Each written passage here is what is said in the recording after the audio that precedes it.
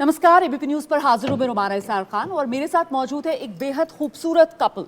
अच्छा, खूबसूरत कपल की अगर बात की जाए तो आपके जहन में आएगा कि साहब मामला कुछ हैप्पीली मैरिड वाला होगा, लेकिन यहाँ मामला उलट है। यह मामला कुछ हैप्पीली डिवोर्स की तरफ बढ़ता हुआ है और वो इसलिए क्योंकि फिल्म का नाम है जरा हटके जरा बचके। तो जरा जोरदार तालियों के साथ स्वागत कीजिए फिल्म की स्टार का सारा अली खान, विकी कौशल हमारे साथ मौजूद हैं। जरा बताइए आप लोग, ये फिल्म में चक्कर क्या है? जरा हटके जरा बचके, किससे हटके किससे बचके, हो क्या रहा है सारा? मैम ये तो एक तो ये ऐसी फिल्म है ना कि ज़्यादा बोलो तो प्रॉब्लम हो जाएगी, तो उससे बचने की बहुत कोशिश कर रहे हैं।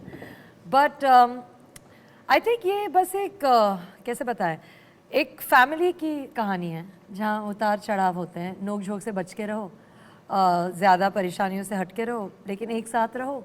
और एक साथ रहने में जब प्रॉब्लम हो तो थोड़ा झगड़ो, और फिर आगे तो आप फिल्म देख के आपको पता चल जाएगा। तो मतलब जिंदगी जीने का रास्ता निकाल लो, थोड़ा हटके थोड़ा बच के। यही फलसफा है। हम ऐसे देश में रह रहे हैं जहाँ पे हर परिवार अपने ओन वे में बहुत अलग है, पर उनकी खुशियाँ, उनके प्रॉब्लम बहुत सिमिलर है, जिस पे हम रिलेट करते हैं। हमारे बगल वाले घर में उनके जो डायनामिक्स है, उनका जो परिवार है, वो बिल्कुल अलग होगा, बट प्रॉब्लम बहुत सिमिलर होती हैं, खुशियाँ बहुत सिमिलर होती हैं। तभी I think as a country we flourish so beautifully together, क्योंकि कहीं ना कहीं हमारे संस्कार एक है, हमारे कल्चर एक है, और जो हमारी तकलीफ़ें और सुख दुख हैं वो बहुत मिलते जुलते हैं। तो इस कहानी के ज़रिए एक कहीं ना कहीं वो इमोशन हम लाने की कोशिश कर रहे हैं कि हम अलग अलग घरों में ज़रूर रहते हैं, पर एक together we are just one home. So इसलिए ये हमने हमेशा कहते भी कि ये हर शहर की कहानी है और ये हर घर की कहानी है जो इस फिल्म में हो रहा है। इसमें ऑफ कोर्स कुछ हटके चीज़ें हो रही हैं और कुछ चीज़ें ऐसी हो रही हैं जिससे वो बच के भी रह रहे हैं। अच्छा। तो वो चीज़ें आपको डिस्कवर फिल्म में करनी पड़ेंगी, but we really feel that the emotion in the film is something that's gonna bring families together. अच्छा, आप दोनों पहली बार बड़े पर्दे पर एक साथ काम कर रहे हैं, तो यकीनन एक दूसरे की तारीफें करने के लिए तो लंबी लिस्ट होगी, लेकिन जरा हटके जरा बचके वाला दोनों को एक दूसरे का कौन सा एंगल लगा? सारा, पहले आप इनके बारे में बता दीजिए, फिर ये आपके बारे में बता देंगे। मुझे लगता है इनका एक बहुत ठहराव वाले इंसान है। अच्छा। I don't think he let's things affect him too much. तो ये थोड़ी हटकी चीज़ है, और उनको पता होता है कि कब चुप हो जाना चाहिए। ये मुझे पता नहीं है, तो ये हटके है मेरे लिए। और बच के मुझे लगता है इनकी मेटाबॉलिज्म बहुत अच्छी है, तो मतलब वो बहुत पेल पेल के खाएंगे और फिर बोलेंगे यार मेरा वर्कआउट नहीं हो रहा है, I am losing weight, I am like, और मेरा नहीं हो रहा, मेरे कपड़े फिट नहीं आ रहे हैं। तो उनके साथ रहकर मतलब ज़्यादा खाना नहीं चाहिए, इससे बच के रहना है। क्या बात है। Vicky?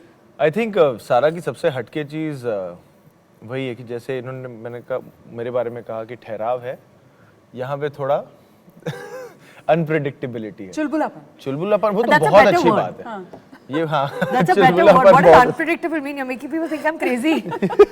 What does that mean? Unpredictable है यार, कि मुझे पता नहीं है कि यहाँ से क्या आएगा, which as an actor is great because as a co-actor you're always alive कि ये as a सामने किस तरीके से इसके डायलॉग आएंगे, किस तरीके से इमोशन आएंगे मुझे नहीं पता, तो you're always attentive on set. But as a human being, she is a gem. वो मतलब I've never met a person like her. हो गया दोनों, जरा हटके भी जरा बचके भी इनके बारे में। जरा हटके और बचके इसके बारे में क्या है? You don't love my humor. इसके नॉक नॉक जोक से बहुत बच के रहना पड़ता है यार। हाँ, मैं उस पर आना चाह रही थी। नॉक जोक्स, किसने किसको नॉकआउट किया? मतलब ये तो फॉरफिट करके हार गया सही में। हाँ। एक आध हो जाए कोई नॉक जोक। आप अब भी जाइए इंस्टाग्राम पे, अब भी डाला 1 घंटे पहले मेरा और विकी का। यहाँ हो जाए ना, एक लाइव हो जाए इतने ऑडियंस के सामने जरा सा। ये सब शायद मुझे फॉलो करते हैं। सुनाना नहीं चाह रही हैं आप? नहीं। और कोई कविता, कोई पोएम जो आपने तैयार की हो स्पेशली इस फिल्म के प्रमोशन के लिए? सारा स्टाइल इस बार हटके करते हैं। विकी, मैं तुम्हें 2 शब्द बताऊंगी और तुम पोएम। अरे मुझसे नहीं होती कविता। क्यों? बच के कहाँ जाओगे? चल कोशिश कर। Okay, I will give you the first line. Okay. जरा हटके जरा बच के फिल्म आके देखिए आप। जरा हटके जरा बच के फिल्म आके देखिए आप। अगर नहीं आए बेबी लगेगा पाप। See? You have to finish anyway. एक और फिनिश हो पंक्ति गया, तो नहीं, ये तो finish बहुत नहीं हुआ ये। क्लोजिंग लाइन थी, माइक ड्रॉप था ये। नहीं तो एक और बोल चल। क्या है, मुझे अभी ऐसा दिमाग में सांप आ रहा है, अब सांप को कहाँ डाल दूं मैं इस कविता में? आग और पाप कैसे साथ में होगा? लाजवाब फिर भी ठीक है, तो ये जज है, मैं क्या नहीं नहीं, बोलूं? it doesn't rhyme but it's okay. Doesn't rhyme. कोई बात नहीं, चलो कोशिश के पॉइंट्स। अच्छा, एक्सपीरियंस कैसा था? मतलब जो ये फिल्म है, एक मिडिल क्लास सेटअप के ऊपर फिल्म है, तो इस कैरेक्टर को आपने कैसे अप्रोच किया? पहले उसके बारे में बात करते हैं, क्योंकि शायद आपकी जो लाइफ रही है उसमें इतना आपका इंटरेक्शंस मिडिल क्लास इमोशंस या मिडिल क्लास फैमिलीज या जॉइंट फैमिलीज उस तरीके के माहौल में नहीं रहा होगा, तो आपने अप्रोच कैसे किया कैरेक्टर? मेरे एक्सपीरियंस में बिल्कुल भी जॉइंट फैमिली की जो भावनाएं होती हैं इनसे मैं वाकिफ़ बिल्कुल नहीं हूँ, लेकिन if I can just say I personally ना, मुझे ये मिडिल क्लास इमोशंस वाला एक तो ना समझ आता है और ना अच्छा लगता है, क्योंकि मुझे जेन्युइनली लगता है कि भारतीय इंसान होने के तौर पर हम सबकी भावनाएं ना बहुत एक जैसी ही होती हैं। उनका विषय अलग हो सकता है और जैसे हम शायद वो दिखाएंगे या दर्शाएंगे अलग हो सकता है, लेकिन अल्टीमेटली चाहत, प्यार, मोहब्बत, निराशा और चाहत, ये सब चीज़ें ना बहुत कंट्री में हमारे यूनिवर्सल होती हैं। तो मैं ये बिल्कुल नहीं कहूँगी दैट इन भावनाओं से मैं वाकिफ़ नहीं हूँ, इस दुनिया से शायद मैं वाकिफ़ नहीं हूँ, मैं शादीशुदा नहीं हूँ, मैं संयुक्त परिवार से नहीं हूँ, लेकिन उसके लिए लक्ष्मण सर थे, क्योंकि मैं सौम्या नहीं हूँ और ना ही मेरी विकी से शादी की है। अगर होती तो मैं मतलब टॉल होती, सेक्सी होती, वो अलग होता। तो वो वाला चक्कर है ही नहीं। कटरीना को यहाँ पर बयां तो नहीं करना? अरे अब सबको पता ही है। But no, but jokes apart, I think that बहुत ज़रूरी होता है कि आप अपने किरदार को ईमानदारी से निभाओ, ना कि आप अपने आप को नेसेसरली उस दुनिया में देख पाओ। तो ये जो किरदार था सौम्या का, इसमें कुछ चैलेंजिंग लगा या आसानी से ये किरदार आप इसमें ढाल पाई खुद को? देखिए, लक्ष्मण सर के साथ और विकी के साथ काम करते करते हंसी मजाक में जितना काम हो गया मुझे पता भी नहीं चला। मुझे इतना पता है कि I was 100% comfortable on set. इतना पता था कि उस सेट पर जाकर एक्चुअली लगने लगा दैट ये कपिल है, मैं सौम्या हूँ, ये हमारा घर है। एंड आई थिंक कि जब वो हो तो आपके लिए एज एन एक्टर बहुत कंफर्टेबल माहौल सेट हो जाता है जी। और मुझे ये भी पता है कि while middle class emotions, upper class, lower class emotions I don't think have a class, but in terms of this world, ये जो दुनिया है, ये दुनिया लक्ष्मण सर की दुनिया है। तो मुझे इतना ज़रूर पता है कि लक्ष्मण सर मेरे साथ थे, हाथ लक्ष्मण पकड़ सर कर ले जा डायरेक्टर रहे इस थे। मूवी के। लक्ष्मण जी। सर हमारे निर्देशक हैं और बस उनके पीछे पीछे मुझे चलना था, तो उसमें ज़्यादा सोच विचार भी नहीं था। और विक्की का एक्सपीरियंस कैसा रहा? मतलब कहाँ तो इतने इंटेंस आपकी जो मूवीज़ या कैरेक्टर्स, चाहे उरी हो, सरदार उधम सिंह हो, आप सैम मानेकशॉ भी उनका भी रोल प्ले कर रहे हैं, तो कंपैरेटिवली ये मतलब जैसे सारा कह रही है हंसते खेलते निकल गया, पता भी नहीं चला, या इसमें कुछ चैलेंजिंग लगा आपको? नहीं, जेन्युइनली हंसते खेलते निकला, which is got to do with कि एक्सपीरियंस कैसा था। चैलेंजेस ऑफ कोर्स होते हैं कि चैलेंज, सबसे बड़ा चैलेंज एक एक्टर के लिए होता है कि जो भी आप इमोशन दर्शा रहे हो उसको सच्चाई से निभाना। तो कई बार होता है कि आपको कॉमेडी करनी है पर आप कॉमेडी के मूड में नहीं हो, कई बार आपको रोना है पर आप कॉमेडी के मूड में हो, तो वो इमोशन सच्चाई से दर्शाने अपना ही एक चैलेंज होता है। बट इसमें दो चीज़ें जो मेरे साथ रहेंगी, एक ये था कि इसमें बिकॉज इंदौर बेस्ड कहानी है तो थोड़ी सी इंदौरी लहजा एक पकड़ना था कैरेक्टर के लिए, हल्का सा ही, बहुत ज़्यादा नहीं, पर वो मेरे लिए नया था। तो वो कैसे पकड़ा? मतलब कुछ उसकी ट्रेनिंग वगैरह आप लोगों ने ली? हाँ कुछ जी, workshop हाँ जी, की? एक प्रतीक्षा जी थी जो इंदौर से बिलोंग करती थी, वो हमारी डायलेक्ट कोच थी, तो वो उनके साथ बैठ के रीडिंग्स करना, और उसके अलावा जो हमारे सारे को एक्टर्स हैं, बी इट मी एंड सारा, और जो हमारी जो फैमिली प्ले कर रहे हैं उनके साथ फिर रीडिंग्स करना, एक हमारी भी एक फ्रीक्वेंसी सेट करना before we go on set. तो भैया कैसे किया? हाँ भैया कैसे हाँ, किया? भैया राम भैया ऐसी बात की तो कि कोई हो जाए एक डायलॉग जो आपको? नहीं, कुछ ऐसे, वैसे तो हिंदी ही है बट बीच बीच में कुछ वर्ड्स हैं जो it makes it very typically Indori की। भैया क्या हाल है, हाँ बड़े लोग बाग आ गए भाई यहाँ पे, हाँ, तो वो थोड़ा सा एक वो खींच के जो है ना, जो मेरे लिए नया था कि लाइक एक तो टिपिकली एक यूपी नदन एक्सेंट होता है, एक महाराष्ट्रन होता है, एक राजस्थानी होता है, ये इंदौर बिकॉज बीच में आ जाता है ना एमपी का, तो बिल्कुल सबका मिक्स है, तो वो हल्का सा पकड़ना इस फिल्म के लिए वो थोड़ा सीखना पड़ा था। बट उसके अलावा it was generally just jamming together और एक फ्रीक्वेंसी पे आके मजे करना था। तो सारा आपने भी सीखा ये वाला dialect? Actually one of the many issues जो हमारे परिवार में होता है वो ये है कि मैं पंजाबी लड़की हूँ। ओह तो इनकी मामी बार बार बोलती भी है कि ये इस पंजाबन का है, ये पंजाबन का है। तो बहुत ज़रूरी था कि मेरा एक्सेंट ऐसा ना हो, तो मेरा नॉर्मल नॉर्थ इंडियन एक्सेंट रहा है जैसे कि मैं बात करती हूँ। तो actually this slightly cultural difference between us के लिए बहुत ज़रूरी था कि मैं ऐसे ना बात करूँ। और कल्चरल डिफरेंस से तो मतलब जो शादी आपने जिन्हें चुना है अपने लाइफ पार्टनर के तौर पर, तो वहाँ कैसी कट रही है कटरीना के साथ इस कल्चरल डिफरेंस के साथ? बहुत अच्छी कट रही है, बहुत अच्छी कट रही है and I think we connect on a human level more than anything else. And जैसे कि सारा ने बताया, emotions are universal, so once you find that person where you genuinely feel that you can be a true self, तो वो फिर बाकी सब बाद में आती हैं चीज़ें। अच्छा, वो जो कहते हैं ना, आपका क्योंकि ताल्लुक पंजाब से है कि आप एक पंजाबी को पंजाब से बाहर लेकर जा सकते हो, लेकिन एक पंजाबी में से आप पंजाब नहीं निकाल सकते। हाँ जी। तो वो पंजाबी पना तो होगा अंदर। हाँ तो जी। कटरीना कुछ ढली उस पंजाबियत में? हाँ, वो थोड़ा थोड़ा बोल लेती हैं।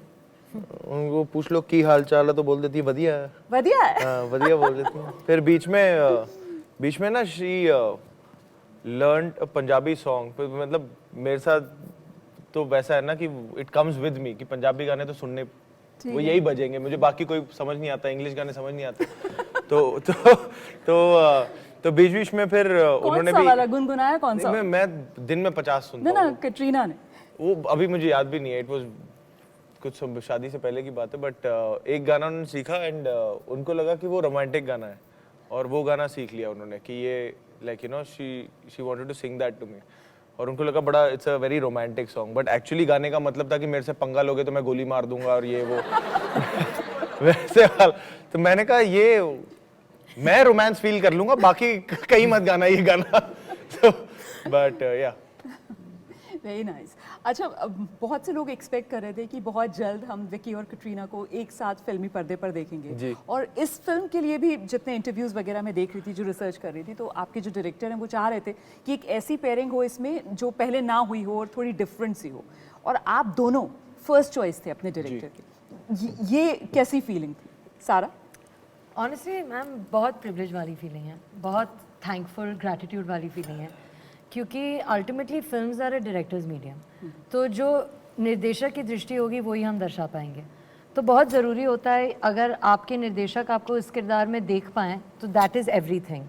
और कहीं ना कहीं अपने अंदर जो भरोसा होता है वो भी ज़्यादा निकलता है अगर आपके डायरेक्टर बोलते हैं कि you can do this. Is this your criteria to select a role? क्योंकि मुझे ध्यान है अतरंगी रे के लिए आपने कहा था कि आपने बाकायदा कॉल कर दिया था डायरेक्टर को कि सर आप सोच लो आपको मुझे लेना है या नहीं। मतलब उल्टा होता है, आमतौर पर एक्ट्रेसेस कॉल करती हैं और कहती हैं नहीं प्लीज मुझे वो भी cast कर कीजिए। चुकी हूँ लेकिन। अच्छा, वो भी कर चुकी है। लेकिन यहाँ इस मामले में इन्होंने बाकायदा कॉल किया और कहा सर आप सोच लो आप मुझे कास्ट करना चाहते हो या नहीं, लेकिन तब भी डायरेक्टर ने आप पर भरोसा जताया। यू नो मैम, मेरी जो करियर रही है अब तक, आई एम वेरी थैंकफुल कि मेरे डायरेक्टर्स ने मुझे चुना है। तो जो आप बोल रही हैं ना that your criteria to choose a role, your criteria to choose a film, ultimately as an actor मेरी यही कोशिश रहेगी कि मैं उन कहानियों का हिस्सा बन पाऊँ जो मुझे लगता है जनता तक पहुँचनी चाहिए। पर इन टर्म्स ऑफ चूजिंग ना, I really believe the director will choose you, the role will choose you, the script will choose you. After that आपको बस ये सोचना है कि क्या आप ये कहानी बताना चाहती हैं, ये किरदार दर्शाना चाहती हैं या नहीं। तो मेरी ज़िंदगी में I have worked with touchwood very very good directors, और मुझे वो इतने अच्छे डायरेक्टर्स हैं कि आप उनको चुन नहीं सकते, चुन के क्या ही कर लोगे एज लॉन्ग एज वो आपको नहीं चुनते।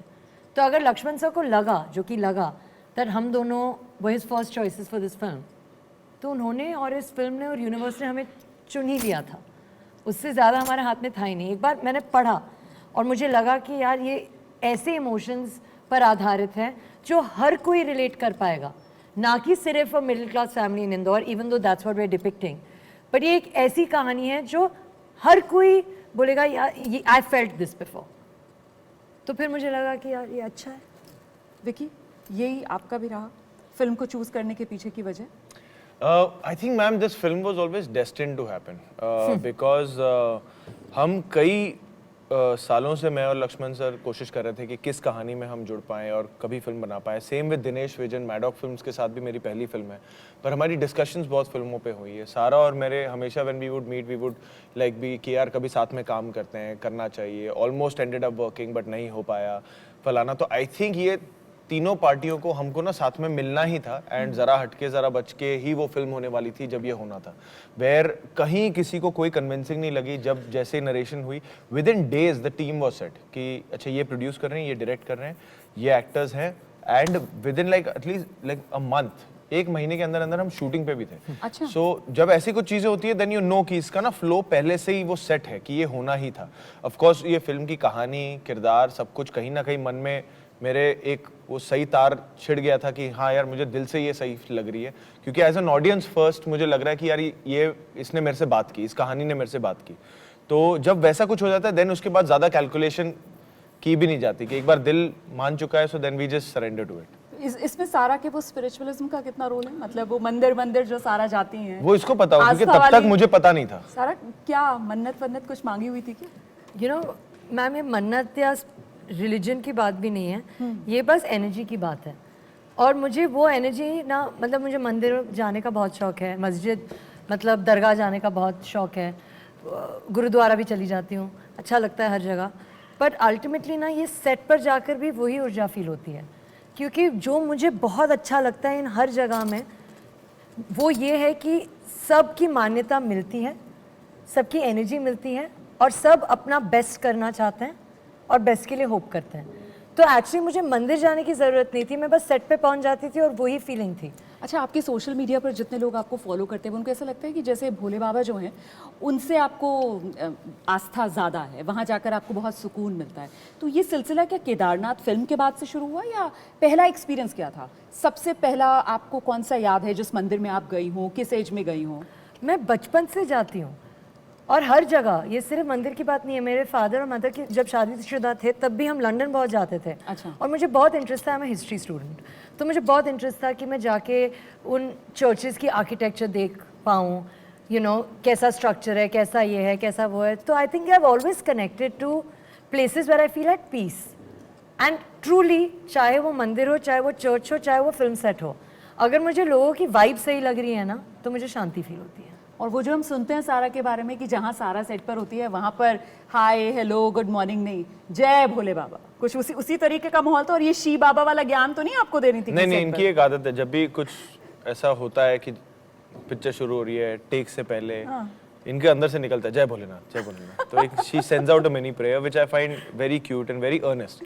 इट्स नॉट इसकी आस्था बहुत सच्ची है, इसकी आस्था बहुत लाइक वो एक बार हो जाए जरा सा कैमरे पर, वो कैसा होता है, वो सीन कैसा होता है जब डर लग रहा होता है एकदम शॉट से पहले, कैसे आप कनेक्ट करती, कैसे नहीं वो कैमरा के लिए मत कीजिए। हाँ, नहीं, वो बहुत जेन्युइन है, वो जेन्युइनली मैं बता रहा हूँ। शी डजंट डू, शी वो किसी के लिए नहीं करती। It is very like her spirituality is really pure. चलिए, ऑडियंस यहाँ पर बहुत देर से इंतजार कर रही है कुछ सवालों के लिए। हाँ जी। ये इस मुस्कान की वजह क्या है ये आप जरूर बताइएगा। कुछ क्वेश्चंस ले लेते हैं ऑडियंस के। माइक दीजिएगा, माइक please। दे दीजिए। हाँ, जिसको भी माइक किसके पास है? किसी के पास नहीं है। जिनके पास माइक है वो प्लीज खड़े हो जाएं। जी, सवाल पूछिए अपना। किससे आपका सवाल? सारा जी। नमस्ते। माइक बंद है, माइक बंद है। मैं ठीक हूँ। माइक ऑन कर लीजिए प्लीज, उनका माइक।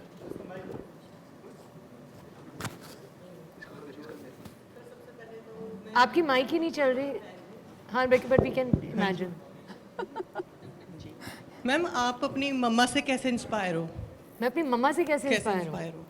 मुझे लगता है कि मेरी मम्मा जो हैं वो किसी को ज़्यादा एक्सप्लेनेशंस नहीं देती, बिंदास रहती हैं, काम से काम रखती हैं और बस ऑर्गेनिक और ओरिजिनल हैं।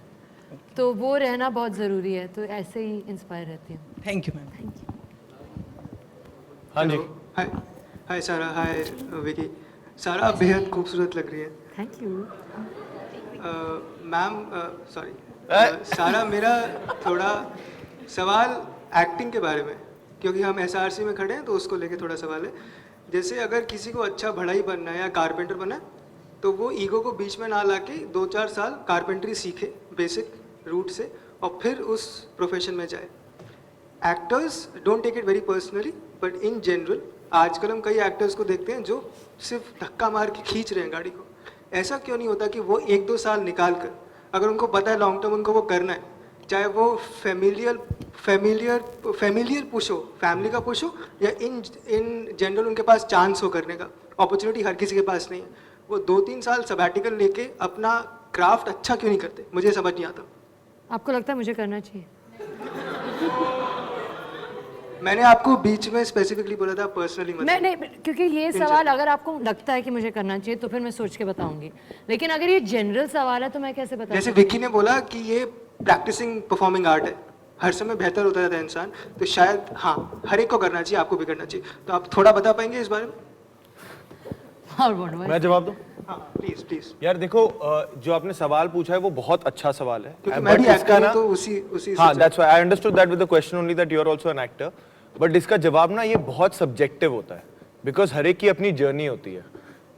अगर आपको एक्टिंग करना है, बिकॉज इसका कोई फॉर्मूला नहीं है ना कि 2+2 = गुड एक्टिंग, तो इसका एक बहुत ही कि आपकी ऑब्जर्वेशन स्किल्स कितनी है, आपकी इमेजिनेशन स्किल्स कितनी है, आपने कितनी जिंदगी जी है।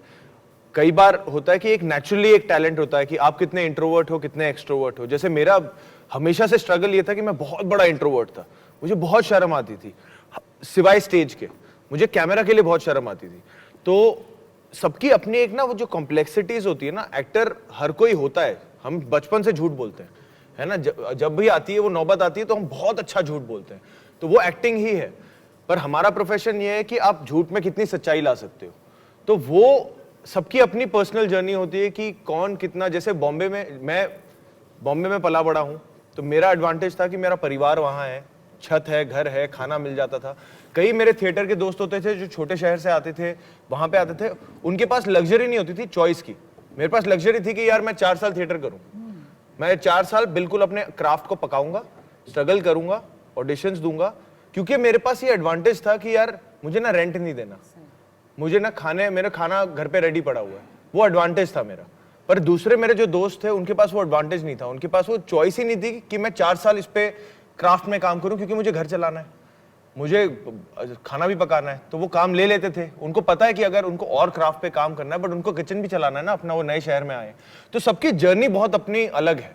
बट द थिंग इज कि सबके अपने स्ट्रगल्स हैं, but if you really want to like be an actor, like I said पहले, कि आपको सच्चा रहना पड़ेगा। और हमारे पास बहुत कमाल के एक्टर्स हैं जो बहुत बड़े एग्जाम्पल्स हैं, नवाज भाई हैं, मनोज भाई हैं, जो मतलब उन्होंने बिल्कुल वो तपस्या की है बैलेंस करते हुए, और फिर भी वो आज लाइफ में जहाँ हैं वो हम सबके लिए वो टीचर्स हैं।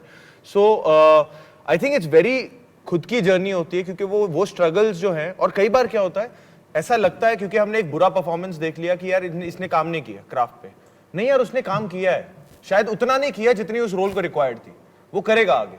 तो वो कई बार क्या है, बैकएंड में जितना काम होता है वो दिखता नहीं है, क्योंकि वो दिखाने की जरूरत नहीं होती है एक एक्टर को, तो वो बहुत पर्सनल प्रोसेस होता है। तो I don't know if I have answered your question, but in a way you have. मुझे मनमर्जियाँ बहुत पसंद आई आपकी, बहुत पसंद Thank आई। you.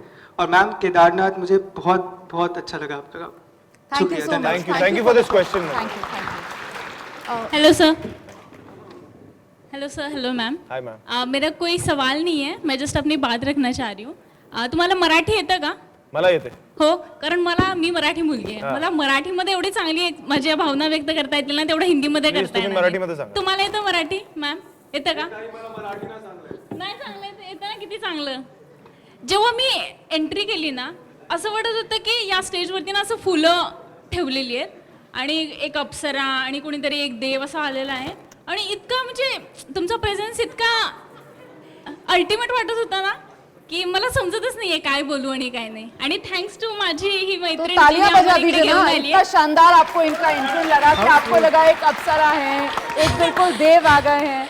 म्हणजे Thank you तुम्ही so much. दिसताय पण अशी, तुमची जी वेशभूषा आहे, पांढरे वस्त्र आणि इतके क्यूट दिसताय तुम्ही सर पण, त्यामुळे ते असं वाटत होतं की एकदम असा अल्टिमेट प्रेझेन्स कुणाचा तरी आलेला आहे. आज मी 30 वर्षाची आहे, महाराष्ट्राचीच आहे, पण मी कुणालाही असं बघितलेलं नाहीये लाईव्ह. Thank you, त्यामुळे thank you, TV thank you. मध्येच बघितलेलं आहे आणि बघून एकदम असं खूप आनंद होतोय. Thank म्हणजे you. माझे दोस्त तिथे पण बसलेले, प्लीज हाय म्हणा त्यांना. Hello. आणि मला एकदा टच करायचं तुम्हाला.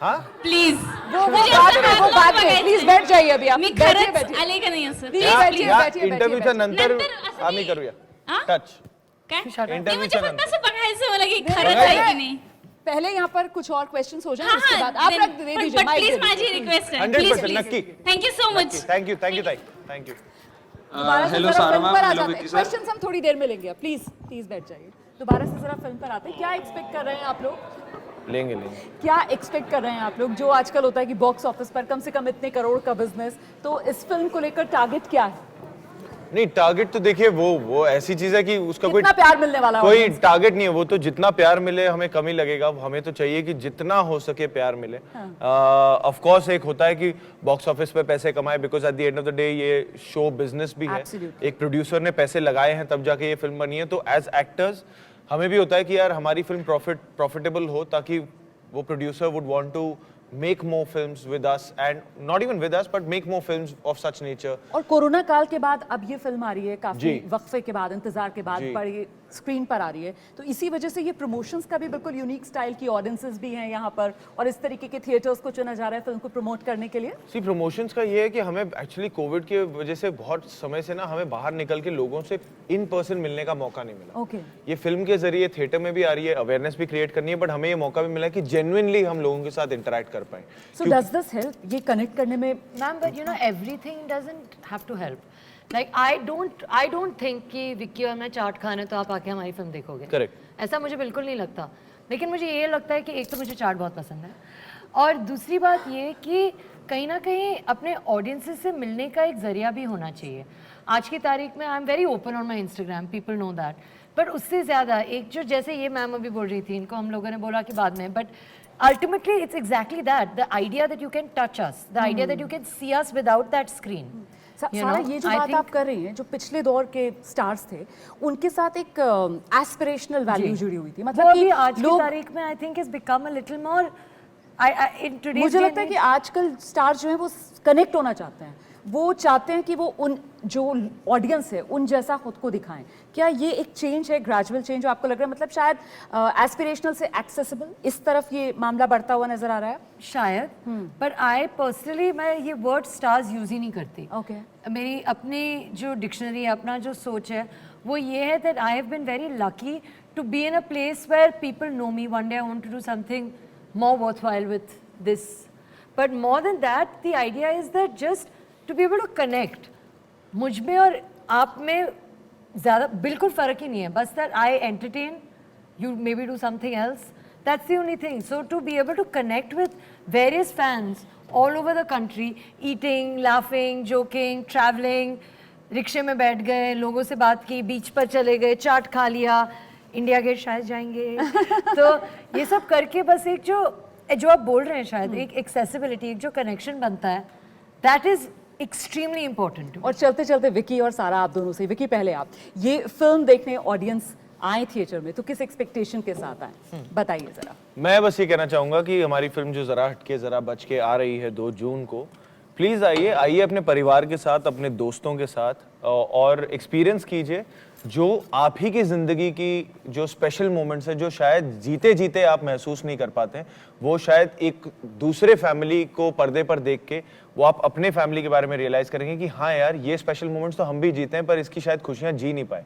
क्योंकि हमारा फोकस रहता है कि कल को बेहतर बनाना है. So I think it's very reflective of each and every one of us. हमारे ही ये हम सबकी कहानी है सिर्फ कपिल और सौम्या की कहानी नहीं है. तो आइए और अपनी कहानी देखने आप ही को मैंने दर्शाया है और आप ही को सौम्या ने सारा ने दर्शाया है तो अपनी कहानी देखने आप प्लीज आइए. Sara no I totally agree with him. यही बात है और मुझे ज़रूर ये लगता है कि ये आपकी भावनाओं को कहीं ना कहीं छू जाएगी.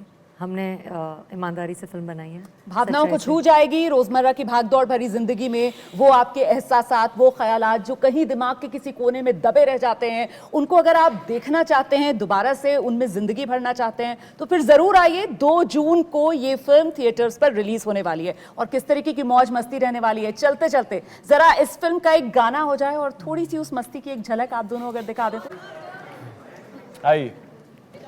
तो ये तो हो गया है नहीं है हमारा okay all the very thank you thank you ma'am thank you ma'am thank you so much. कुछ और आपको लग रहा है रह गया है? तो मेरे ख्याल से perfect। हाँ हमारा तो हो गया। क्या हाँ हाँ बिल्कुल। एक इंटरव्यू के बाद में जाने से पहले करके जाऊंगा पक्का। जाने के बाद जाने से पहले क्या 100%। हम पिक्चर क्लिक कर सकते हैं? हाँ जी एक पिक्चर प्लीज। आइए आइए। सारा प्लीज आ अमित जाए। भाई of course। Really like talking to you thank you so much. Thank you thank you. आइए प्लीज आइए। after the